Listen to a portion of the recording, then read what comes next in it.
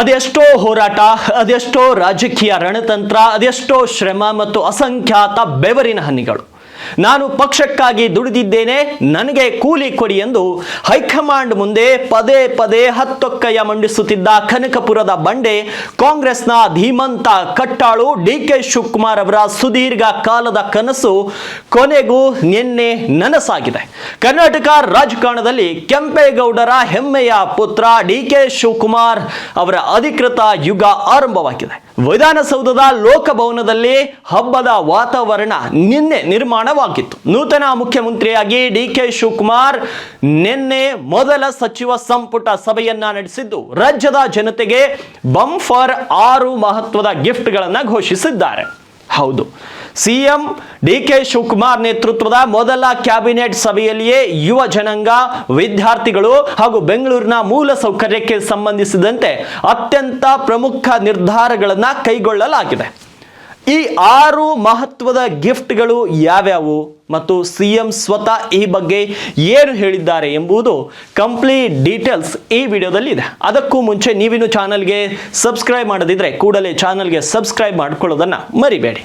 ಮೊದಲನೇದು ಉಚಿತ bus pass. College, PUC, UG, PG ವಿದ್ಯಾರ್ಥಿಗಳಿಗೆ ಇನ್ನು ಮುಂದೆ ಡಿಕೆ ಶಿವಕುಮಾರ್ ಸರ್ಕಾರದಲ್ಲಿ ಉಚಿತ ಬಸ್ ಪಾಸ್ ಸಿಗಲಿದೆ. ಇದರ ಜೊತೆಗೆ 56,000 ಹುದ್ದೆಗಳ ಭರ್ತಿಯನ್ನು ಕೂಡ ಮಾಡಿಕೊಳ್ಳಲಾಗ್ತಾ ಇದೆ. ಅಂದರೆ ಸರ್ಕಾರಿ ಖಾಲಿ ಹುದ್ದೆಗಳ ಭರ್ತಿಗೆ ಮುಂದಿನ ಕ್ಯಾಬಿನೆಟ್ ಒಳಗೆ ಅಧಿಕೃತ ಉದ್ಯೋಗ ಕ್ಯಾಲೆಂಡರ್ ಬಿಡುಗಡೆ ಮಾಡಲಾಗುವುದಂತ DK ತಿಳಿಸಿದ್ದಾರೆ. ಇದರ ಜೊತೆಗೆ ಕನ್ನಡಿಗರಿಗೆ ಉದ್ಯೋಗ ಆದ್ಯತೆ ಸಿಗಲಿದೆ. ರಾಜ್ಯದ ಖಾಸಗಿ ಕಂಪನಿಗಳ ಉದ್ಯೋಗಗಳಲ್ಲಿ ಕನ್ನಡಿಗರಿಗೆ ಕಡ್ಡಾಯವಾಗಿ ಆದ್ಯತೆ ನೀಡಲು ಕಾನೂನು ಕ್ರಮವನ್ನು ಕೈಗೊಳ್ಳಲಾಗುವುದು ಅಂತ DK ಹೇಳಿದ್ದಾರೆ.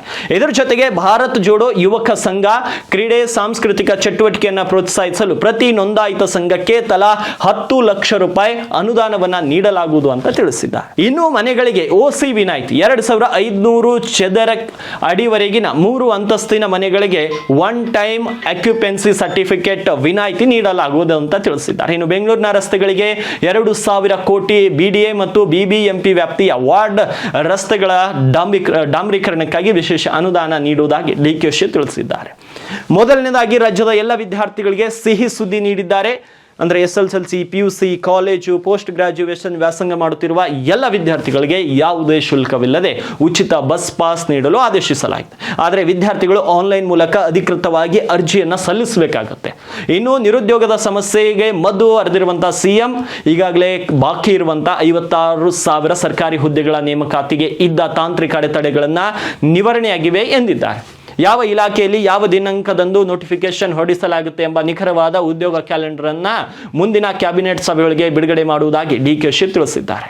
ಇನ್ನು ಯುವಕರಲ್ಲಿ ಕ್ರೀಡಾ ಮನೋಭಾವನೆ, ನಾಯಕತ್ವ ಗುಣ ಹಾಗೂ ಸಾಮಾಜಿಕ ಸೌಹಾರ್ದತೆಯನ್ನ ಬೆಳೆಸಲು ಭಾರತ್ ಜೋಡೋ ಯುವಕ ಸಂಘಗಳನ್ನ ಹೊಸದಾಗಿ ಪ್ರಾರಂಭಿಸಲಾಗುತ್ತಿದ್ದು ಇಂತಹ ಪ್ರತಿಯೊಂದು ಸಂಘಕ್ಕೂ ಸರ್ಕಾರದಿಂದ 10 ಲಕ್ಷ ರೂಪಾಯಿ ನೇರ ಅನುದಾನ ನೀಡಲಾಗುವುದು ಅಂತ DK ಹೇಳಿದ್ದಾರೆ. ಇದರ ಜೊತೆಗೆ ಬೆಂಗಳೂರಿನಲ್ಲಿ 2500 ಚದರ ಅಡಿವರೆಗಿನ ಜಾಗದಲ್ಲಿ ಮೇ 31 ಒಳಗೆ ನಿರ್ಮಿಸಲಾದ 3 ಅಂತಸ್ತಿನ ಕಟ್ಟಡಗಳಿಗೆ ಒನ್ ಟೈಮ್ OC ವಿನಾಯಿತಿಯನ್ನು ನೀಡಲು DK ತೀರ್ಮಾನಿಸಿದ್ದಾರೆ. ಕೊನೆಯದಾಗಿ ಬೆಂಗಳೂರಿನ ರಸ್ತೆಗಳು ಮಾತ್ರವಲ್ಲದೆ ಹದಗೆಟ್ಟಿರುವ ವಾರ್ಡ್ ರಸ್ತೆಗಳ ಕಾಯಕಲ್ಪಕ್ಕಾಗಿ BDA ಮತ್ತು GBA ವ್ಯಾಪ್ತಿಯಲ್ಲಿ 2,000 ಕೋಟಿ ರೂಪಾಯಿಗಳ ಬೃಹತ್ ಪ್ಯಾಕೇಜ್ ಅನ್ನು ಘೋಷಿಸುವ ಮೂಲಕ ಸಿಎಂ DK ಶಿವಕುಮಾರ್ ತಮ್ಮ ಆಡಳಿತದ ಮೊದಲ ದಿನವೇ ಭರ್ಜರಿ ಬ್ಯಾಟಿಂಗ್ ಅನ್ನ ಮುಂದುವರೆಸಿದ್ದಾರೆ. DK ಶಿವಕುಮಾರ್ ಅವರ ಆಡಳಿತ ಶೈಲಿಯ ಬಗ್ಗೆ ನಿಮ್ಮ ಅಭಿಪ್ರಾಯವೇನು? ಕಮೆಂಟ್ ಬಾಕ್ಸ್ನಲ್ಲಿ ಕಮೆಂಟ್ ಮಾಡಿ ತಿಳಿಸಿ.